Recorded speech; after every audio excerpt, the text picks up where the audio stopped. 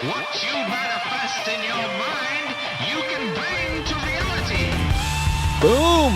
The Ice House Chronicles. This episode, I am talking about that podcast that is still going on, created by Brian Redban.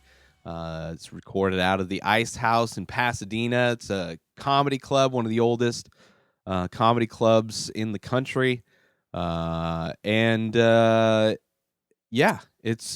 it's a podcast that takes place during a live stand-up show. So basically, the quote-unquote green room, while the comedians who are on the show are waiting to go up. We'll sit around and talk about different things. Red Band will sometimes play clips from the internet and whatever topics that happen to be floating around pop culture or just their community will be discussed. Early days, I mean, this probably started around 2012 or so, was when Joe Rogan wanted to do a studio outside of his house instead of recording his episodes out of his house, out of a room in his house. He wanted to have a different place for them to meet. So Red Band rented the studio space that was available, like an extra room that was available at the Ice House. And from what I heard, early days, that was actually a space that was potentially going to be used for all things comedy, or just Bill Burr specifically, or Al Madrigal specifically. But when they heard the price, they decided not to do it.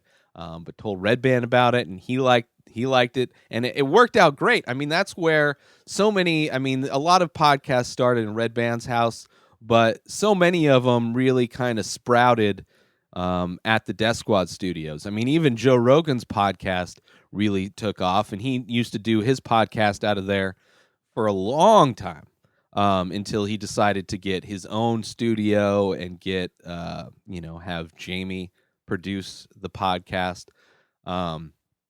But yeah, the early days of the Ice House Chronicles. So they would do a show. There'd usually be like 15 comics booked. They'd all do, short sets, 10, 15 minutes.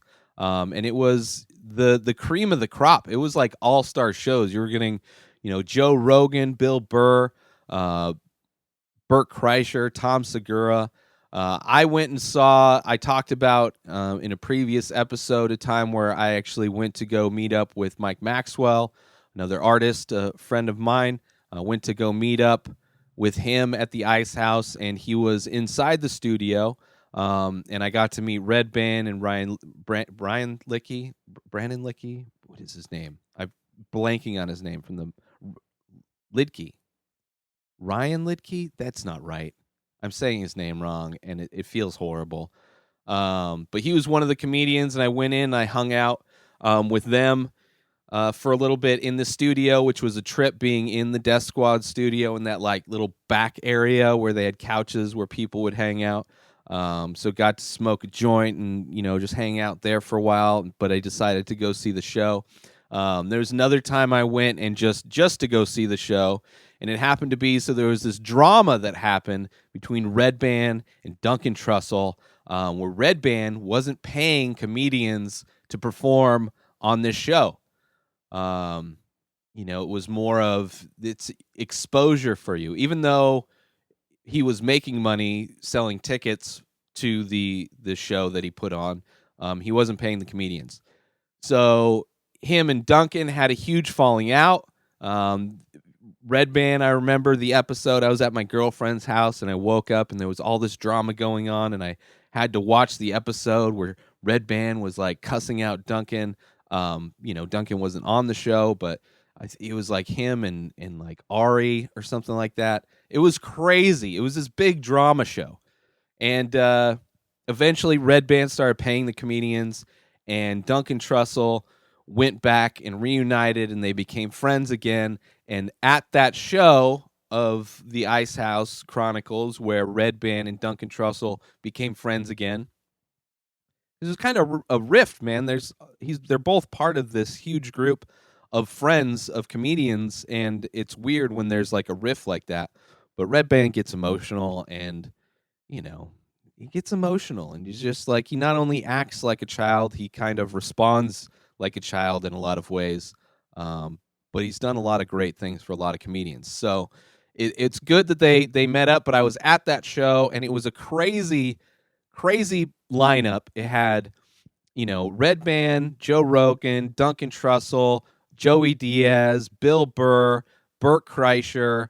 Uh, fuck, man, there's probably more that I'm forgetting, but it was like literally every comedian in the Death Squad comedian community was there, and they all performed. It was in the big room of the Ice House, where a lot of the shows were at that small room, which is super cool to be in.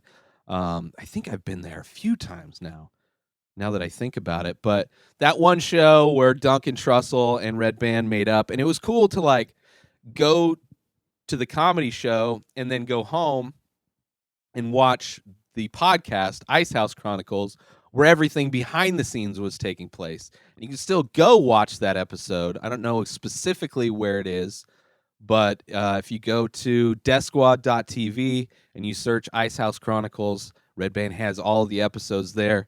And it's just one of many Death Squad shows that I enjoyed watching live.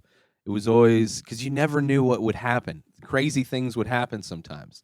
It was a show that we found out that a former troll, like he basically outed himself. He was one of the few people that got invited, one of the few fans, aside from myself and Jill Himitsu, who went in and was there when we were all out visiting. When I was, out in L.A. hanging out with like Yuck Nasty and Dogga Baby and all that. We went to an Ice House show, and Jill was able to go hang out in the studio. But I was there to watch the show, and it was a lot of fun. But even then, that same troll talked shit. That was like the last time I think he popped up. But he flipped out. He stole he was acting really weird, man. He was acting really weird, and he said his excuse for that was that he was dehydrated. But clearly he was on. I think he's mentally unstable, one, and then he was probably on a bunch of other drugs that he just wasn't all there, and he was a crazy person. And it was actually great to see that it wasn't just me that knew that this guy was a crazy fucking person. And it happened like just after, like, he retweeted my podcast when I was doing the Inspired Disorder podcast, when I was doing it with not Keith, it was before Keith, I was doing it with Justin. Joe Rogan had taken a week off or whatever, and I tweeted out, like, if anybody's a fan of the Joe Rogan podcast, you should check out my podcast, because at the time it was very similar. Justin and I would just kind of ramble on just different what ifs and have a lot of fun. And this troll was one of the people that saw that and retweeted it. And I remember even offering to produce a podcast for this guy.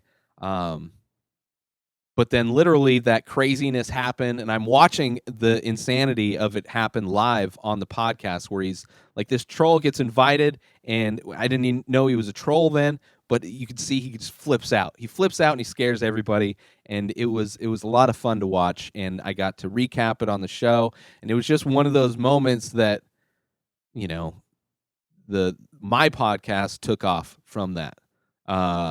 And I immediately withdrew my offer to produce a podcast for him. And then later he would go on to just have insane rants and just tweet hundreds. I would have hundreds of screenshots of these tweets where it's like, I'm stealing from Death Squad, and Brian Redband is stealing from Death Squad, and that he originally created it, and that Redband and I am like stealing and trying to steal money. He was insane. He was insane, and people got mad at me for trying to defend myself against this insane person. But Ice House Chronicles, check it out. It still goes on, but those early episodes were like prime amazingness. So check those out. New episodes of this show come out every day. Subscribe everywhere podcasts are found. Binge the full week over at patreon.com/inspired disorder. InspiredDisorder.com for all of my work. At Ray Taylor for me. Have a great day, everybody. Peace Out!